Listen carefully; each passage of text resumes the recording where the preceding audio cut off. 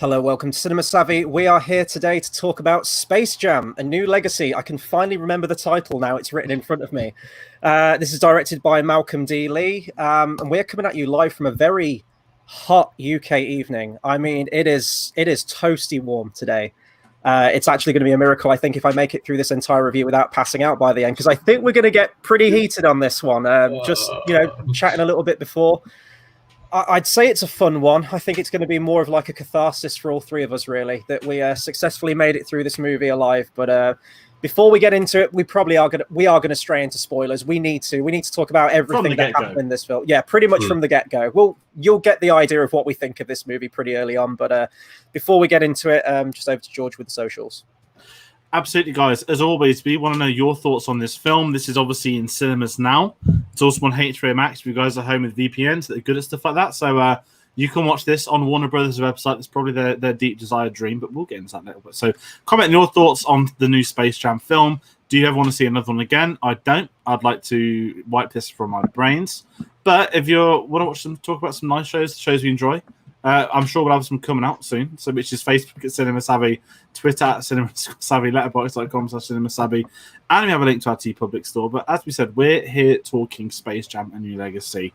On Tuesday, we're apparently talking about the worst James Bond film, but this is without a doubt far worse than it's ever going to be a bad Bond film. So, Tate, let's go to you. You mentioned an opening statement. I'm going to try and configure one whilst I don't even know where to start. In truth, if you want to know where I lost interest in the film completely. In one of the opening scenes, they're at LeBron James's house. They've got this basketball court, and his kids are playing like basketball on there. And every single time he says the word ball, a basketball comes out and it flies at them. And they go with kind of the rule of three with jokes. So it happens 3 times. It hits them in the face. And then at the very end of the scene, they do it a 4th time. And it was like, oh, that was a bit overkill. And I think if there's one thing to kind of note on the entire film as a whole, overkill is beyond it. I've seen reviews beforehand of people saying they would wish they'd unseen the film. People saying it's an early contender for sweeping all of the Razzies. This film is an absolute train wreck, which is the other film LeBron James was in. This film is awful. This film is dire. It's easily going to be the worst film you'll see this year. And dare I say, it may have tarnished the original film Space Jam forever because of how bad the sequel has been. It's never going to tarnish the original for me. That original is so nostalgic to me, so important to me growing up. I mentioned on the watch-along we did, that film was on religiously every single day, probably multiple times a day, actually, that original Space Jam film. But the plot for this one, if anyone is even remotely interested, and I use plot in the loosest possible sense of the word, this is according to IMDb, a rogue artificial intelligence kidnaps the son of famed basketball player LeBron James, who then has to work with Bugs Bunny to win a basketball game. I guess probably the best jumping off point for this thing is our thoughts going into it tends to be how we start these things, especially ones that, is this even complicated to unpack? Just our thoughts on this film? I don't think it is, but we need a starting point. So you hear that they're making a Space Jam 2. To me, I'm like, you're a decade too late. It's kind of like Black Widow. It's like, well, actually, you're almost 2 decades too late, I think. Space Jam was such a product of its time.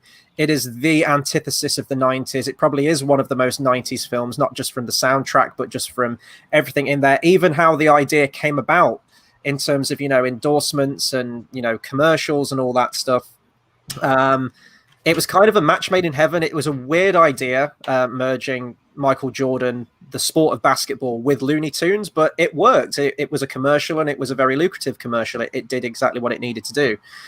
And it's not really something that I think requires a sequel, but here we are with one anyway. I think if you were going to do a sequel, I don't know much about the sport of basketball, but I think if you are going to do a modern sequel to Space Jam, LeBron is probably the best contender to have in the film. Having seen the film, I kind of wish he wasn't, but there we go. So, and I was approaching this movie with 2 minds. It's sort of, we're reviewing this film now as adults, and I was kind of thinking, would kids still appreciate this film? I hate this film, as you can very well tell, but would kids still enjoy it? And We're going to get into it as we go through, but I don't think this is going to stand the test of time. Space Jam is still a film that is very near and dear to certainly our age group. And I'm thinking, who was this film made for? Because I'm guessing it has to be made for us because we're like the original audience. We're the ones who are going to come back and be interested in watching this thing. We're probably the age group now that are actually going to understand the bulk of the references in there. And there are a lot of references to stuff. We'll get onto those later. Will kids gravitate towards this film? And I mean, I can't vouch for what kids will think of this film, but this is just going to be like a drop in the ocean, I think. And I don't think it's going to have any kind of timely impact at all. So I was pretty cynical going in, and I'm probably even more cynical on the way out, to be honest. But see, I love the original Space Jam. I know I was on the watch one last week, but it's because I bought the 4K thing I wanted to watch. So I spent 30 quid on that. I'd never spend 3p more than I need to on the new one. I wouldn't even spend 3p on it, being in truth. But I approached this as when the idea came for Space Jam. My basketball knowledge is limited. I've seen Space Jam. I've seen The Last Dance. And I had a Lego NBA set as a kid. And I know a couple of my mates are into, so I hear tidbits via that on Twitter. And I know of LeBron. He declared himself the GOAT. The day after that, Michael Jordan commissioned the Last Dance documentary to shut him up. And, I'm not getting into tribal sports stuff, but I know he's changed club like 5 or 6 times, but for me, that's a no-go for any GOATs in sports. And I was a bit hesitant. I was like, you know what, I'll let it slide. A Space Jam 2, I'd like to see the Looney Tunes because, granted, I'm not massive on animation. I loved the Looney Tunes growing up. Space Jam 1, I mentioned Chris Price, watched like Tasmanian Devil, I remember, and can you go wrong with them? That's now the question, because they have. But then the first trailer came out, and I was like, so it's Ready Player 2. And I'm going to get into this in a bit with Warner Brothers, but I love Ready Player 1. And I know a lot of people have their issues with it, which I completely understand. But that was a book written by someone obsessed with the 80s, and Spielberg refined it so much where that was actually him paying homage to cinema and him going, we'll get into some of it later, but that was, he would approach the references to have permission to be able to do this. It wasn't, whereas this is Warner Brothers being merciless. They've got like I don't know, in The Shining, there's like, I'll bash your head in. That's basically Warner Brothers to us today with their IP. But heading into it, after that first trailer, I was done. I was so worried. Didn't know, and I was also like, why on earth is Don Cheadle in this? Like, I mean, he's probably done like 2 days in a CGI green screen set or something, but why is he in it? And opening statement, without a doubt, the worst film of the year I've seen. And I was even more pissed off that I missed F1 qualifying to watch this because I missed something classic. But I will say, the one thing, Chris, goes to what you said about age groups, this was interesting. In the cinema, it was very busy. And I was kind of annoyed because it was full of people, probably like our age, maybe 5-10 years older, in that sort of mid-20s to mid-30s window. And all of them had kids. And I was like, right, so everyone group of the original was just taking their kids to it, which was interesting because it's not like a Star Wars, it's generational. This was like, no, I want to watch Space Jam, but you're going to come with me. So I was surprised at how busy it was. But at the same time, it wasn't hard to call. It's because we grew up with the original. Like, kids these days don't know who the Looney Tunes are. They're not shown on TV. There's not been a film out in 18 years. And, them to see these, and they're like supporting artists in this, if you want to say that. Like, they're really hardly in this. It's an absolute disgrace. But, yeah, I don't even know how to push on from there. I was going to say, the purpose of the original film was to have a Looney Tunes story and basically throw Michael Jordan into it. And it was so centered around kind of the combination between the two that worked so well. This movie is about LeBron James. And absolutely nothing else. To the point where, and this is a spoiler, even the Looney Tunes kind of get very sidelined with their kind of backhanded comment on what their fate might be at the end of the basketball game. Whereas in the original, it was the Looney Tunes need Michael Jordan's help because he is the best at basketball and they need help with a basketball game. With this film, it was LeBron James needs help. He gets stuck with the Looney Tunes. The Looney Tunes don't really want to help him, don't have much motivation to, and they only kind of become motivated when they get a backhanded comment saying that they'll be deleted or removed forever. It's like there's nothing in there. There's nothing in there which can propel them forwards in the plot. There's no motivation for them at all. Like, this film is an ego trip, and I actually had a little bit of hope for this. If you guys watched the watch along that me and Chris did of the original film, I did say, look, he's acted before, he's done some stuff. There might be some things in there which we might enjoy. It's all gone. It's all gone.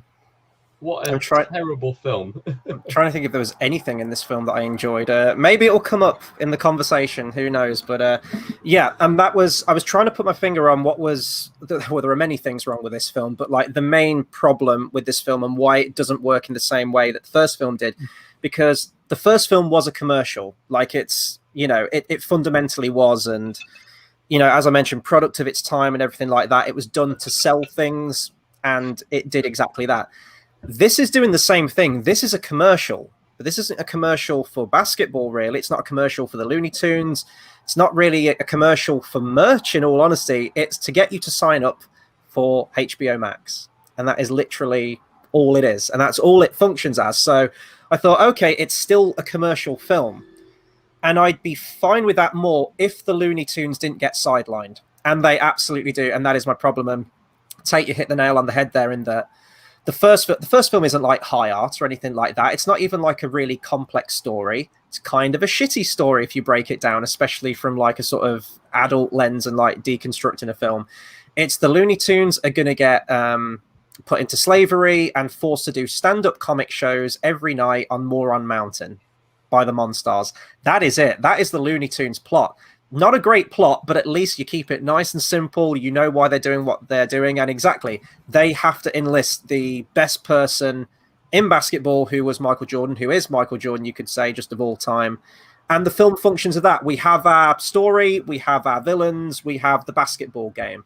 This one felt like just an afterthought. And it kind of rubbed me up the wrong way right from the beginning, where they said, Don Cheadle says, I'm sending you to the rejects. And the fact that you call the Looney Tunes the rejects just really pissed me off. And I get why he's saying, like they're the crazy ones. They probably want to like shut down in the whole Warner Brothers thing. But like the Looney Tunes back in the day, especially during the 50s, which I think were like their best cartoons, the 50s into the 60s, they were kind of the animation characters, like the lineup of characters that could kind of rival Disney. Even to the point where you have films like Who Framed Roger Rabbit, where you have Mickey Mouse and Bugs Bunny on screen together for the first time, which was a massive deal. And, even in that film, neither one could have one frame of screen time more than the other. They had to be on screen at exactly the right amount of time. The Looney Tunes used to carry that kind of weight as, animation, as characters. And it's just such a shame to see them just completely wasted in this film. And I think the thing as well is that they're just not funny. I know we're kind of jumping around and we'll probably come back to the Looney Tunes later on in the discussion, but there were no laugh out loud moments for me with the Looney Tunes. The writing was just really poor. They didn't feel like the characters that I knew growing up. And the voices have obviously all changed now, and that's just going to happen from age and, voice actors changing. These are like really long enduring characters, but I don't know. It just felt like they really nerfed the Looney Tunes. And as you said, like the whole, oh yeah, and also you'll be deleted. It's a throwaway sentence at the end. And yeah, I'm waffling on now, but I think the big culprit, I think the big talking point is just Warner Brothers. As a company, HBO Max, all that stuff. George, lay into it as I crack open my Jack Daniels, because I'm going to need it for this next section, I think. It's, the whole film is like soulless, and that's such a like deafening statement, but you kind of watch this, and you mentioned it's a HBO advert. Yeah, it's just the film starts, and it's fine. It's like, now we're at Warner Brothers. Here's the actual shoes. It's okay, fine. We're gonna make sure we get the what's that water tower called? We're gonna make sure you can tell okay, that's fine. Here's all the posters on a lot of the upcoming films. Okay, fine. Also more Warner Brothers logos. Now let's go inside the Warner Brothers offices. Of course, the Warner Brothers logo is going to be around more. It's like, okay. And then you've got Stephen Yeun for some reason having a cameo of Sarah Silverman. Don't know why. As you said, we're going full spoilers. I don't give a shit if you haven't watched it. Don't watch it. I completely forgot about that entire scene. I was just there. Like, he was in Minari a few months ago. What's gone on? But oh dear. And then I'm trying to think of comparisons. Like I mentioned, I'm just trying to think of a film where someone's been like beaten to death to a pulp. And that's how I felt watching this. Like, I'm one with references, right? I don't mind. Like, I go to cinema to be entertained more than anything. This film was shit but enjoyable. I'd be absolutely fine. I didn't expect it, but what I can't have is Warner Brothers literally smashing me around the back of the head. It's like the Mountain versus the Viper in their own fucking franchise, isn't it? Like, I'm getting my eyes gorged out by all their content, and they're gonna pop it like a watermelon. You know, there's like a Casablanca world. Why is there a Casablanca world for? Like, there's so many worlds, and this is why I was tempted to watch Ready Player One this morning, because I was like, have they even copied the world design? So I remember Ready Player One having planet things, and then going through, and everything. The whole problem with this one was Warner Brothers. Even what you guys mentioned, Mr. I hadn't even thought of that about how the two different films came to be, but you could have easily did a Looney Tunes film. Well, you could have just reversed it and says they're going to be deleted, and they need to get help and get a basketball thing. It would still have been the same film, but it's going to be the same film because it's about a basketballer helping the Looney Tunes. And in fact, with that kind of plot, you could have gone with any sport off the end of it. It didn't have to be LeBron James. This is something I thought as well, that I know after the original Space Jam, they were trying another one, and Michael Jordan said no, and I think they went to Tiger Woods, who declined it. And I was kind of sad thinking, because they went to Jackie Chan as well, and that idea turned into Looney Tunes Back in Action. And that developed into that. So this is it. Like, I'm sitting here right now thinking, like, which sport? I mean, I wouldn't actually want to see him, but the only sportsman big enough right now that could pull off something as ludicrous as a Looney Tunes film, right, entering their sport, I can only think of genuinely two. I wouldn't want to see either. It's Lewis Hamilton in F1, a car racing Looney Tunes film, or Cristiano Ronaldo in football. To me, they're the only two that could do it. I wouldn't want either of them to do it. No, thank you. It'd be American football, though, probably, wouldn't it, if they were going to do one? I think. Yeah, it's just the whole thing is like, I think by having LeBron, it was going to be the same anyway. Even if you got any other sport, it would have been the same logic. They're going to have to play their sport to win at the end. But everything that's wrong with this is Warner Brothers, and the whole, we'll get to the ending, because the bloody basketball match. Like, I remember in the first trailer, everyone was clocking is that it? Is that? And you spend the last 45 minutes of this film, right? They're trying to have conversations to talk about the plot. But I'm sat there saying, wait, is that meant to be Danny DeVito's Penguin? Is that it? And you're not concentrating on the film because it's in your face that all these references of every IP they own is there. And they're not trying to hide it. And that's the sad thing. Like, there's loads of Batman 60s stuff, Batman 80s, Iron Giant King Kong in there. Thank fuck that I'd imagine they couldn't get the Godzilla rights from Toho. I bet Toho blocked that shit, and I bet they tried it. But I was just I couldn't take it. And this is me, who doesn't mind shit like that. And this is what's really got me, that I reached a point where I almost walked out, and I said this to Chris yesterday. It's like, I can tell everyone, it was Mad Max. Like, they're like, oh, we're going to go to this one. I don't mind them going to another world to visit them. But playing the actual film, and inserting them into like a couple of frames, and you can do that with one. But I know it's like, oh my god, we're just going to get every Warner Bros. Film, aren't we? And the sad thing is, I laughed at one of them. I laughed at Austin Powers, and maybe that's because of the James Bond hype. But when I saw the Mad Max stuff, I was like, why? Like, why not just like try and refilm something or animate something? And I just felt I felt ill. And I want to go on a rant about capitalism, but I'm definitely not going to, because it's just weird. But we can slate Disney. Chris, you mentioned this the other day. I can't remember, was it last week? You just said, like, they are the worst company of every studio. Like, Disney can buy shit all they want, but I think morally, visibly, Warner Brothers are without a doubt the worst company of all, even worse than EA. And that is something. That's a big statement. Right now, where we are, honestly, I don't think EA could drop a clanger as bad as Space Jam and Legacy. I don't think they could. Unless they buy the rights from Warner Brothers for it. Oh, don't they buy the rights to the Dom Ball game or whatever it's called? I thought it was called Doom Ball to start with. I was like, they kept calling it Dom Ball and Family, and I was just sat there waiting for Vin Diesel to turn up. Yeah, there's been a lot of family in films recently with Black Widow, Fast 9. This is the least interesting family. Sorry, my final point. Yeah, I was going to say, go on.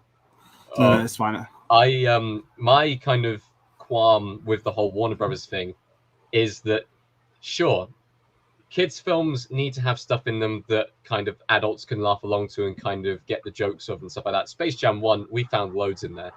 Like, every single kids' film will have stuff like that adults can get along with and understand and references. And we were talking about this beforehand.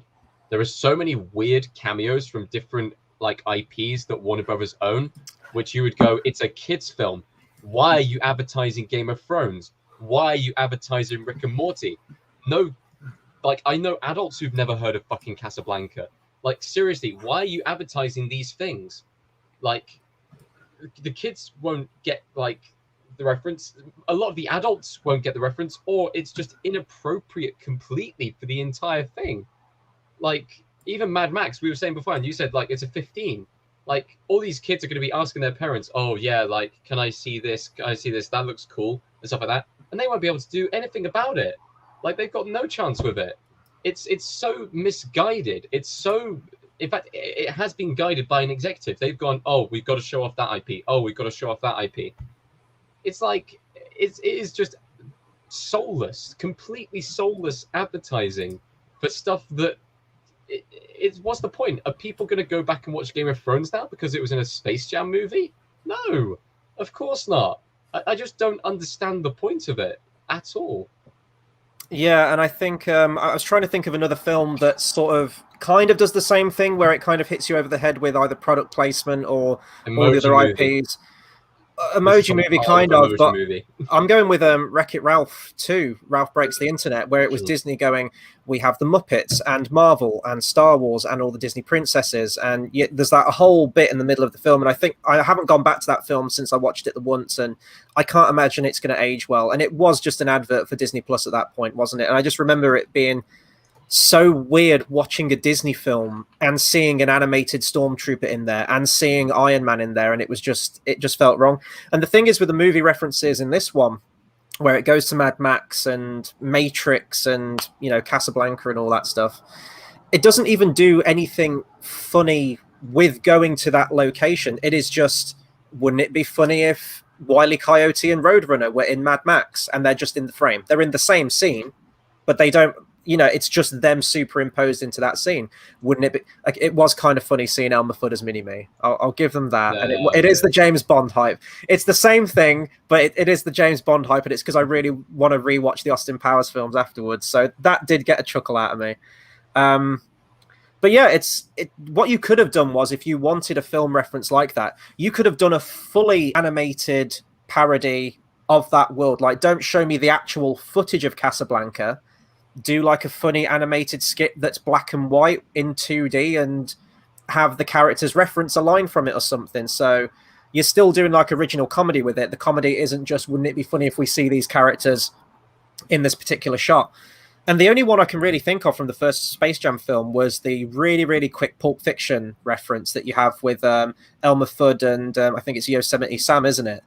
And the, you know, the Mersey Lou guitar riff kicks in and they're in the suits with the guns, and it's a couple of seconds and we move on. There's no scene in that film where we actually go to Tarantino's Pulp Fiction, the actual footage of that film, and put them in there. This film would have done it. If they'd have had the rights to it, they'd have slapped that straight in there, wouldn't they? But it's just a question of tone. You know, it's just kids aren't going to get it. Adults might find it fine, but the people who are going to go and see it are going to be fans of the original. And this definitely ain't up to snuff when you compare it to the original. The original was a product of its time, but I think you said, George, it still had heart to it. It had some charm, and it knew exactly what it needed to be.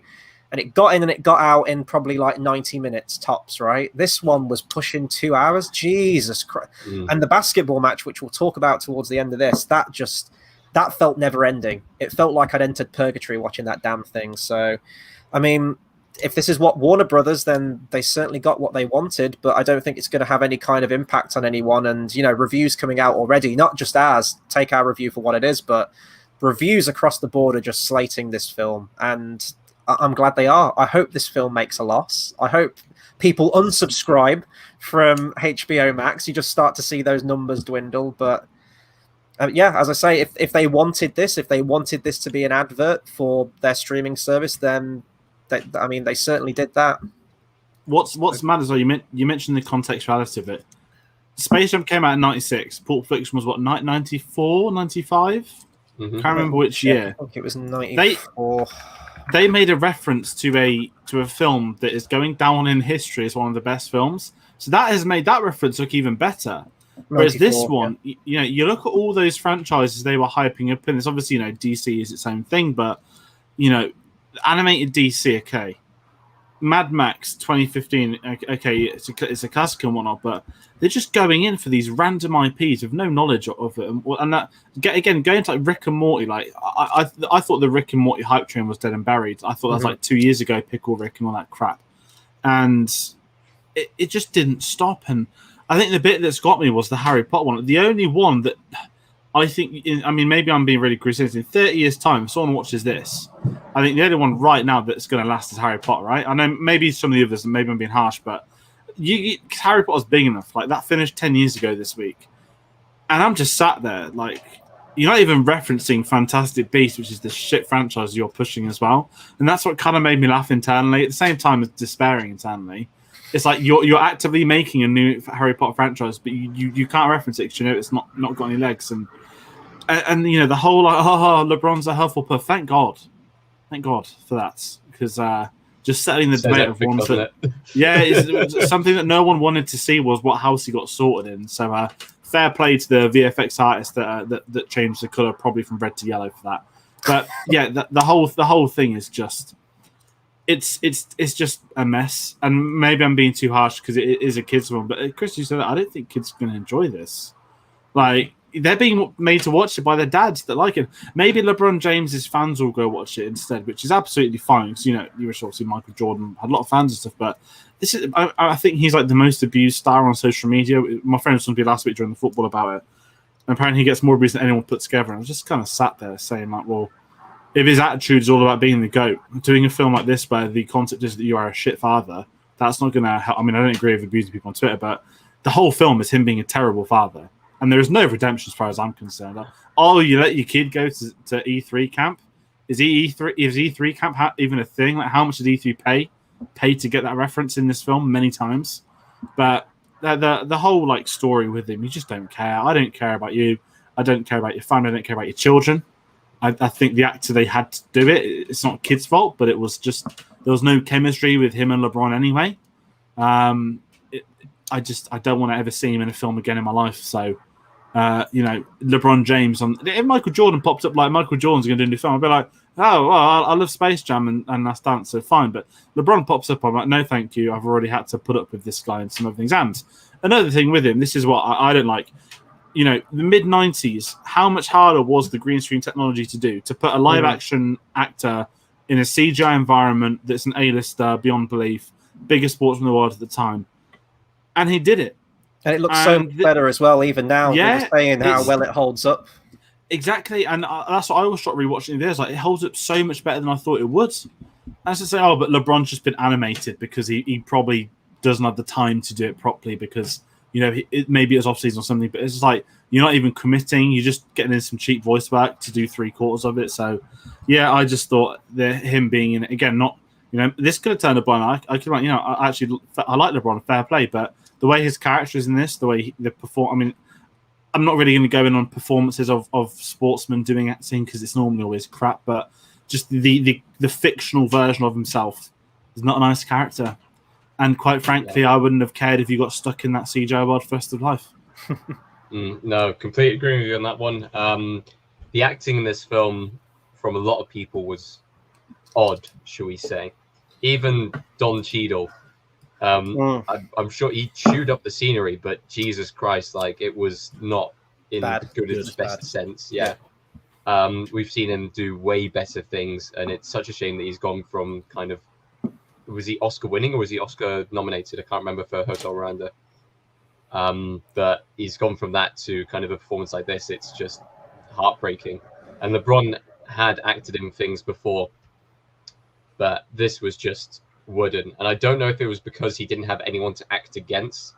And like you were saying with like Michael Jordan, he had like people holding sticks and green screen and stuff like that. And LeBron probably would have had maybe something similar. But I feel like Michael Jordan handled it way better than LeBron did in this situation. I feel like he needed someone else to act against in this film, and it just didn't happen. It's just, yeah, it's just an odd kind of, it's not all there, and I'm sure there could have been more stuff that he could have done to kind of get into that. But I feel like just the kind of general theme of this film is looking for that kind of meme culture potential. We're living in an age where memes are there for like a week maybe, and then they're gone. And they tried doing Chunk that. Rabbit. Yeah, big chungas. They added in like a meme that, sure, people still know of that now. Give it like a year, and people are gonna be like, "Wait, what? What is that?" Like they've gone for that whole kind of temporary. Oh, this will be good for this time. Look at all of our IPs for this time, and it's all going to be outdated by like 5-10 years time, and it's just such a silly concept. It's such a cash grab because of that, and I guess the acting doesn't help on top of that, because that's kind of how it feels. It feels like almost a temporary performance. Like, I mean, sure, they say LeBron's the king, he's their best player at the moment. You could have stuck any NBA player in there, and they like it would have been exactly the same film. It genuinely didn't matter that he was the best, because that wasn't part of the plot, which is it's just frustrating.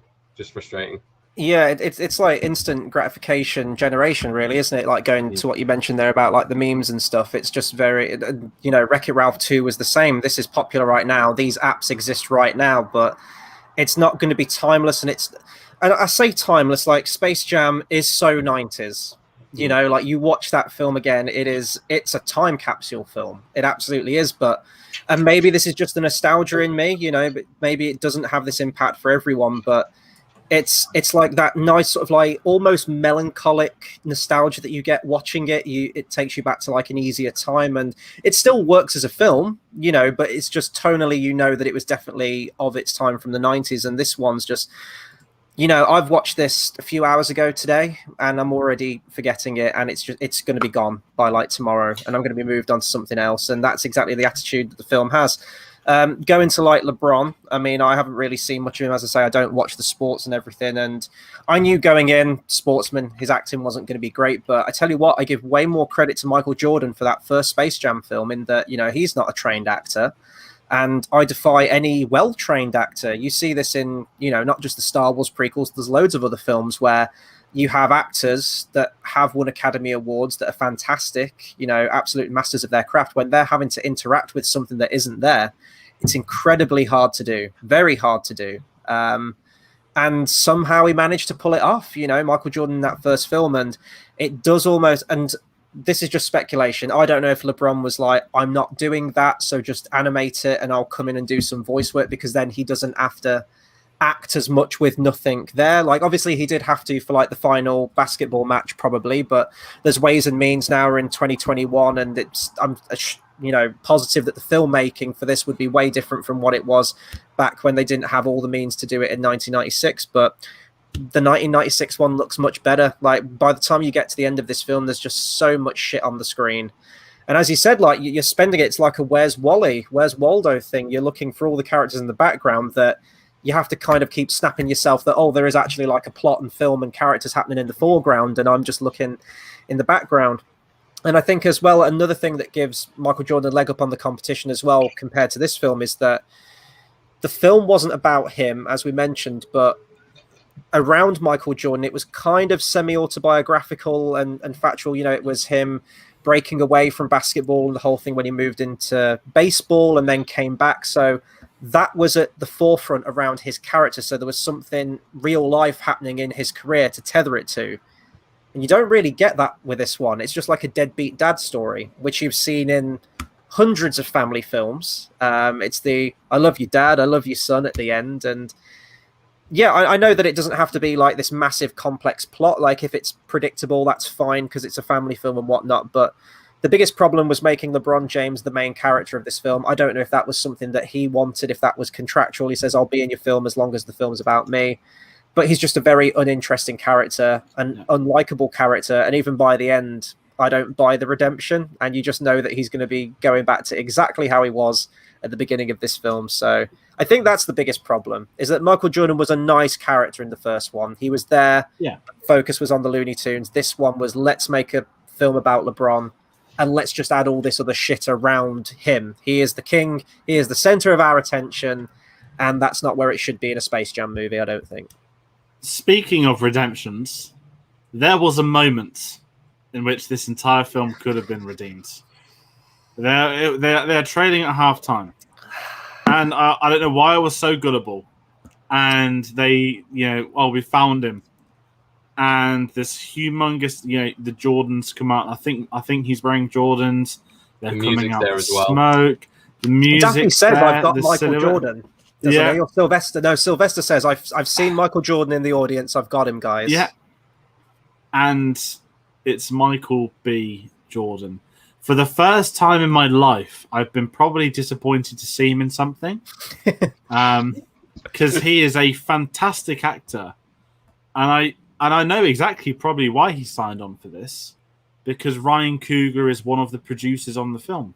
Not directing it, thankfully. But I bet it was a favour.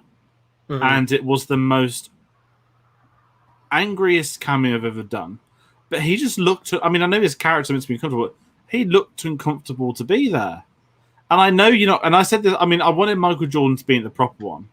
But I did think, because him and LeBron's got a beef, so why would he give him a cameo to help his film? And I don't know. I'm not going to criticize Michael B. Jordan for it, but that whole joke, everyone's done it once in their life. You Google Michael Jordan, you got to put a B in there to get to the, to the right, to the wiki, to the actor and stuff. But that moment, all could have been redeemed. Or you said it could have been Bill Murray. I'd have took that too. Mm-hmm. And I thought the guy on the commentary was the guy from Transformers, one of the donuts. It wasn't him either. It's not him. I thought it was because he was doing the high-pitched screaming. But I was just absolutely dumbfounded. I almost walked out of that scene twice. That was almost it when Michael B. Jordan emerged. And I was like, but we're already halfway into the basketball game now, so it would be a waste of time to go this late on. Let's just sit through the final bit of pain. Yeah, no one came back for this piece of shit. You didn't have Bill Murray, you didn't have Michael Jordan, didn't even have Wayne Knight, the comic relief character from no one came back. This is what I was thinking as well. This is what made me think. I was like, yeah, you had Michael Jordan, but you had those with him. You had real actors that could do the comedy, that could be awkward, that would probably help him, and the whole golf scene when he's wearing the umbrella thing and all the weird Bill Murray kind of stuff. And it's like there's nothing here for LeBron. Why didn't they write some other human characters except his kids? Because he probably needs to interact with other people, and it's just awful, isn't it? It just yeah. Yeah, I want to talk about I guess the whole villains of this film, because you've got Al G. Rhythm, and you've got kind of Don Cheadle and his terrible performance, and with that you've got the new Monstars in the Toon Squad, which is genuinely some of the ugliest CGI I've ever seen put to film. And it's not ugly in the sense of, it's poorly made and ridiculously bad in that sense. It's just ugly to look at. It's just they were terrible. real players, weren't they? I think did they? Yeah, they were real players who were designed off and voice acted for the performances. And God, it's offensive to look at throughout the entire film. I don't know if they're going for that angle. I thought they were going for the, look, we got your favorite players but made them cooler. And it's just like you've got some players who, as a British person, I knew one or two of them, but you can't recognize them because they're made into these weird serpent water forming orms and stuff like that. It looked like a shit version of James the Giant Peach. Yeah. It comes back again after Loki episode 5. What didn't help as well was that the entire finale sequence was a video game sequence. Yeah. It wasn't a basketball game like the original. It was a basketball game in the original, but it had that kind of Looney Tune-esque thing, so you could kind of work your head around it. This film has basketball with weird super power-ups and stuff like that, and the Looney Tune stuff also to throw into it. They've just gone, how do we one-up the basketball game last time? We have to throw in these characters which have power-ups, and we have to make it into a video game where no one understands the rules, so there's no way you're going to be able to actually figure it out. Whereas the first game, sure, it was a basketball game, so everyone kind of understood what was going on, but it was wacky ways of scoring. This game is like, oh, you get multipliers, style points, stuff like that. I genuinely felt like LeBron at the start of the film going, like, what is... I have no idea how to play this game. Like, what is going on? How do you actually score points? How is anyone meant to follow along with what is happening if it's just, like, random things happening on screen in every sense of the word?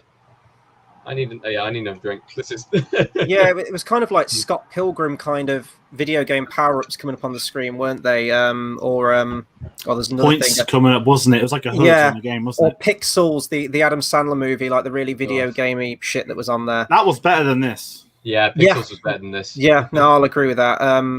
Oh god, the basketball match at the end, like the pacing was just way off. It felt, the runtime of that ending basketball game felt like the runtime of an actual basketball game to me. It was just never ending, and it was just like the runtime of the basketball game felt like the entire runtime of the first Space Jam. It was like the last half of the film. The entire last half of the film was like the basketball game. I was like, fucking hell, we've got like another 40 minutes left on this thing, and that's what it felt like. Well, this is it. We got to the cinema. Well, you get to the we're building the cinema. I was like, yes, we're almost at the end, and then you're not. You've got ages left, and it's also I know it's 4 quarters, it needs to be, but it's uneven. The first half of the game feels like 5 minutes, and the last half feels like 20. Yeah. And that makes you just want it to hurry up and end quicker. And yeah, it was just the basket. I hated it so much. And again, this is what I was kind of saying earlier. If you'd have tried another sport, at least you could have had something new to have done it the way. I mean, probably football would work better. Genuinely thinking like Looney's doing a football type thing, but an ice hockey one would be fun. Get Wayne Gretzky. Ice hockey would be pretty cool. Ice hockey would be a good thing, but it's just that's the Mighty Ducks, though, isn't it? I think it's already taken. Yeah, that's on. They're doing they're on a new series, aren't they? It's going to be like Disney Plus's equivalent of Cobra Kai, isn't it? I think. No, they've already got it. They've already got it. Yeah, it's already on. Yeah. Did baseball call it Space Slam? Oh, I don't know. I don't know. Formula Jam, and it's F1. That sounds awful, but comment below with which sport variation. It's basically just wacky races with Lewis Hamilton. I'd take it. Exactly. And like, it'd be funny. He could put his bulldog in it, so at least we get an original payoff for Space Jam 1 as well. Charles LeBron's got no pets. Yeah, LeBron's got no pets. He doesn't, and again, what a horrible man. Sorry. Also, that led to the whole no motivation. I mean, the family was in the background for parts of the film. You didn't care about them. No one cared about them even slightly. The first film cut to like the family like occasionally, but they were never like the forefront. Like they had like a brief interaction with Daffy and Bugs, and that was about it. All they did in that film. But yeah, like the final. I remember watching Space Jam 1, even when we just did the watch along, and you're enjoying the film, but the big draw of that film, and it knows it, is the basketball game at the end. Like you want to get to that, and the payoff's fantastic. The music's great. It's paced really well. It has some really funny Looney Tunes moments, the sort of the pendulum swings of who's winning and then they're losing. It's all, you've got all the beats there narratively of what you need for like a third act, and it nails it. And this one, it felt like they had 3 or 4 half times. Like they'd go and sit out, and then they'd regroup, and then they come back, and it's now a new power-up's been introduced, and you just keep it nice and simple. Again, the first film, why they've got to do it, otherwise they're going to be slaves. And I think they even spell it out in the first one. It's like, if you win, then you get me. If we win, then you let all the tunes go and you go back to Moron Mountain. This one was just, I don't know. And the Goon Squad as well, like the villains. This film's got a villain problem because Don Cheadle's absolutely terrible. Yeah. What's worse than Don Cheadle is CGI Don Cheadle at the end of the film, which is going to be my nightmare fuel for tonight. But I actually think the Goon Squad should have been the main villains. Now, I agree with you. I don't like the designs of them, but I think their power-ups are quite cool. I think they're quite unique. You've got the snake one, you've got the spider one, there's the water one that can turn into fire, and then there's like the eagle one that can fly, isn't there? I think they could have been like the new Monstars for the film, but the Monstars had a presence throughout the first Space Jam film, and they were tied into the stakes going on in the real world. It was the real life basketball players had their talent stolen, and they were like the supporting characters and part of the stakes of the film, that they needed to give the talent back to the players at the end. But the Monstars would, crop up throughout the film. They would goad the Looney Tunes, they would taunt them, and they were the archetypal villains. But this one, the Goon Squad just shows up at the end for the basketball match, and I think that they should have been like peppered throughout the film, maybe, because Don Cheadle was just so obnoxious in this film. And if they wafted a paycheck in front of him and said, "We're going to give you millions to be in this," I'd do it. Of course I'd do it. But I definitely see some razzes going for Don Cheadle, and he's just not a good villain. I don't even know what else to say about this film. I'm kind of running out of steam with it. But the big thing for me was the animation as well just didn't look up to snuff for me, and I don't know if that's just a case of modern animation. It looked like, also by Warner Brothers, the new Animaniacs cartoon they did, where if you compare the animation to that new one compared to like the old one that came out in the 90s, the 90s animation was just so much more detailed. It had better like designs, it had better shading, just everything compared to the newer animation always looks like it's done on the cheap, like they can't be bothered to do it, and it looks very blocky with not as much detail in it. Even if you go back to like the original 50s Looney Tunes cartoons, way more detail, way more expression in the animation than this new one. But I did like that we at least had half of the film with 2D Looney Tunes. I think they should have just stayed 2D the entire time. As soon as they turned, I'd say live action, but when they went computer animated, they ceased to be the Looney Tunes to me at the end. And I think that a lot of the aesthetic was lost moving into that animation. And it was just so pointless as well. If you've done the 2D stuff throughout the majority of the movie, just keep it going. I don't know if it was like a time and money thing that animating 2D is hard when you're putting it on live action to get it all. So if you just have it all CGI, it's just much easier for the animators, and you've just got one uniform animation style to work with. So maybe that came into it. I think the strongest parts for me with the Looney Tunes was actually, I know it was a reference, but when they went to Metropolis, original, and you had the 90s Superman stuff, I actually quite liked that. I used to love that cartoon, and again, it's what I'm saying. They went to an animated world, an animated variation. They weren't superimposed in front of Christopher Reeve. They weren't superimposed in front of Henry Cavill. It was like an animated caper in that world, and I think that worked well. I liked seeing Daffy Duck as like filming this Superman film with Porky Pig. That was funny to me. You had the music coming in. I'm a sucker for the Danny Elfman Batman theme. The John Williams Superman theme. That was fun to me, but after that, they just weren't funny, and you had none of the wit, you had none of the charm. Not like the original sort of Chuck Jones Looney Tunes cartoons that came out in like the 50s, which hold up to this day. The slapstick's fantastic, the humor, it's campy, it's witty, it's funny, and you just had none of that. It was just so modern. The scene where Porky Pig raps just did, that was the nail in the coffin for me, that scene. And there were loads. There was the grand slow-mo, with the Matrix, and the Morpheus hand gesture thing that she does, just so much shit in this film. And it's for me as well, on top of that, the music. Oh god, yeah. I mean, we're not going to get R. Kelly back for obvious reasons. Well, yeah, but still, the music was iconic. It made you feel. This music is generic. It is mumble rap. It's not iconic for its time. The best song in this soundtrack was when they played Pump Up the Jam. Yeah. Pump Up the Jam, and the Michael Jordan kind of the Bulls intro music when they were announcing Michael B. Jordan. Everything else was not only forgettable, but it was like background music. Nothing was pumping out. You didn't have Pump Up the Jam, or you didn't have they didn't even play the Welcome to the Jam. I don't know what the song's called. Space Jam, isn't it? They didn't even play they played it in the trailer. They played an updated version of the trailer. They didn't play the Space Jam song. Ridiculous. Let's be honest though, do we really want them to play that classic song on a montage for LeBron? No, but I'd rather them try and make the soundtrack as iconic for this era. There are songs which could do that. There are songs which can hype people up. But it's just nothing music that they've thrown on top.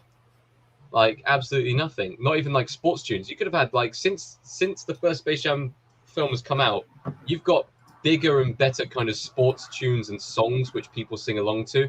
You could have thrown in Seven Nation Army or something like that. Just anything that is used in sports nowadays, anything at all. And they just went with let's just throw in some mumble rap or some just generic background music. It's just what's the point? Honestly, when this film started off, I was kind of with it for the first probably up until the Don Cheadle stuff, actually, because I was having watched Space Jam 1 recently. It was matching the structure of that first film. It started off, it was the flashback in the first film. You have a young Michael Jordan with his father, and he's practicing basketball, and he shoots the hoop and he gets it. Then we go into the opening montage, sort of going through Michael Jordan's real life career. And this film kind of does that too. You know, it shows a young LeBron sort of having an off day with basketball. Maybe it's not for him and he's kind of pressured into it with his coach. Then we go into the opening montage again with his real life career. And I thought, okay, this is going in a direction. And as soon as they got into like the video gamey stuff and the algorithm and the Warner Brothers servers, I was like, you've lost me. It lost the point. So the focus was there, and I think you could have made a good Space Jam 2 out of this, in all honesty. I think you could, but it was just Warner Brothers needed to be reined the fuck in, and just throw all the shit into it's everything. Everything they own is in this film, and you didn't need that. I think it does a disservice to the Looney Tunes. I think they could easily carry a film on their own. And that is fundamentally what the concept of Space Jam is. That's what made it work in the first place. We all love the Looney Tunes. The audience that you intend this to go out to loves the Looney Tunes as well. You don't need to throw, you know, I enjoyed Game of Thrones before it got to season 7 and 8. Like, I enjoy King Kong and Iron Giant and all this, but I don't need it in my Space Jam movie. If I want to watch Iron Giant, I'll watch Iron Giant. If I want to watch The Matrix or Mad Max, I'll watch those respective films. But I don't need them in a Space Jam film. Quick, funny reference if you are going to reference it, but this was just an absolute vanity project for Warner Brothers, and it screwed the film up completely. You had LeBron, which I think, as I mentioned, was the right choice in terms of modern basketball. I think that was fine. The Looney Tunes, they at least animated them in 2D.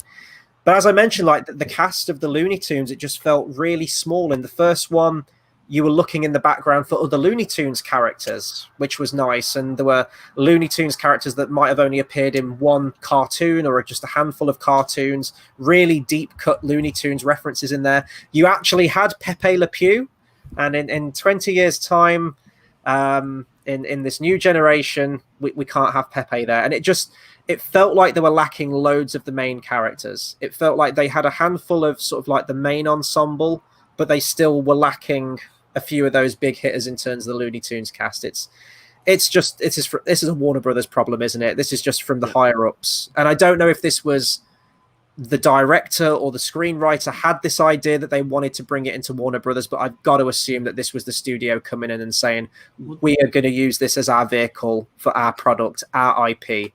And Space Jam 1 felt like an original idea. It was quirky, it was weird, but it was a gamble that paid off.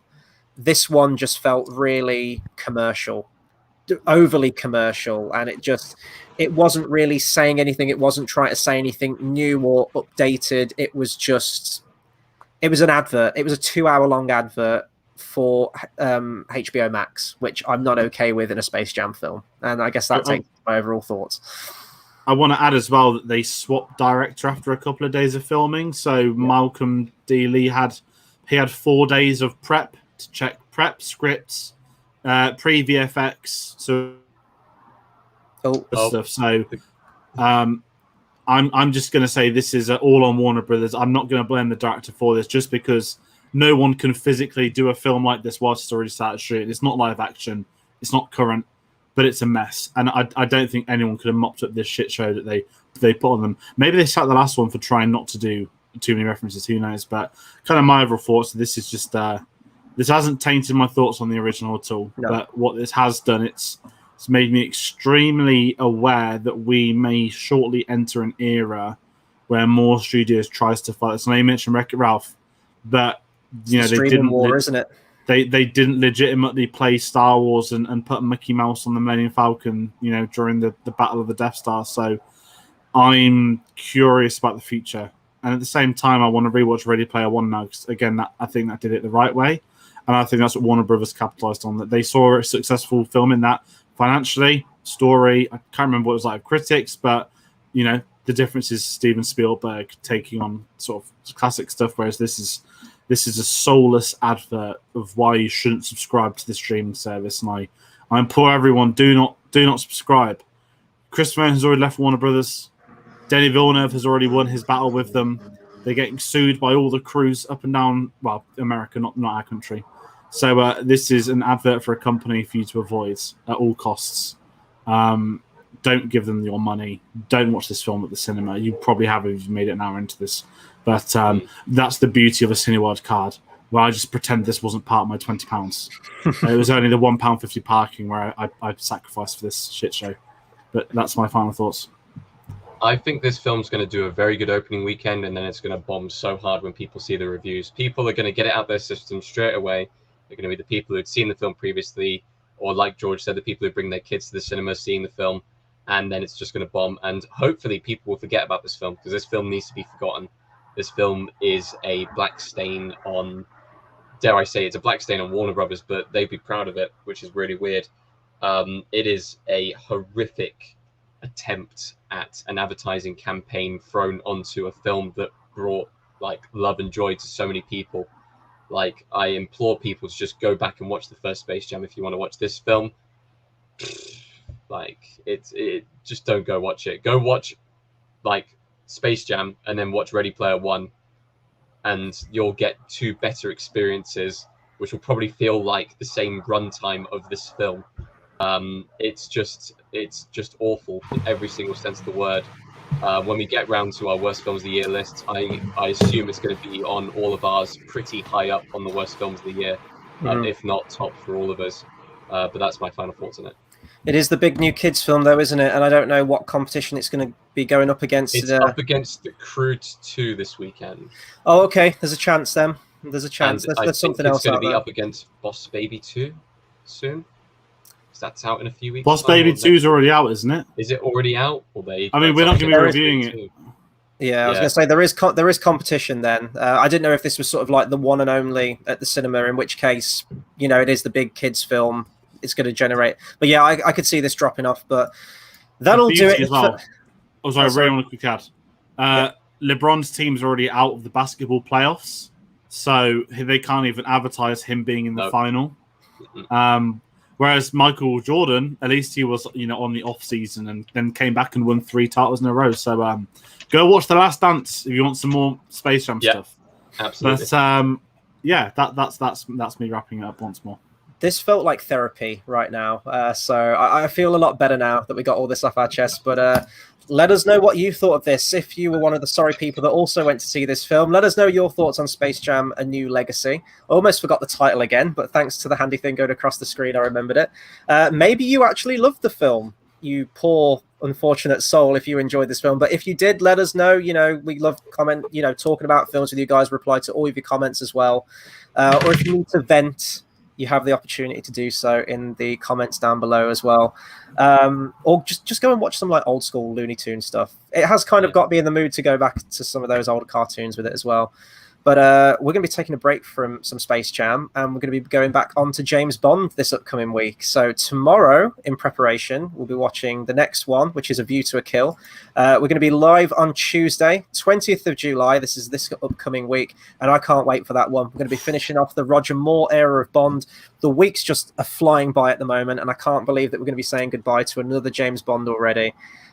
So I don't know what to expect for that one. Very much looking forward to it. Loving the retrospective that we're doing at the moment, and we've got some great engagement with you guys as well, so hopefully you can tune into that. And Loki may have finished, but we've got loads of other shows. There's plenty of films coming out and other stuff to talk about, so we're not going anywhere. So if you'd like to find us on our social medias, you can do so at Facebook at Cinema Savvy, Twitter at Cinema_Savvy. Sorry, I'll get my words out. I blame the whiskey. We've got letterbox.com/Cinema Savvy and the TeePublic link in the description down below, which Tate is modeling 2, not 1, but 2 pieces of merch right there. So the selection is endless for that. But yeah, we'll be back for more movie reviews, and hopefully we'll enjoy whichever the next film is that we're reviewing. Hopefully we enjoy that one a little bit more than we did Space Jam. View to a Kill. There we go. Yeah, we will. Just off the cleansing the palate with some James Bond tomorrow. It's going to be just what the doctor ordered, I think. But that'll do it for us. Thank you if you stick with us for this entire review, and we'll see you on the next video. Take care, everyone.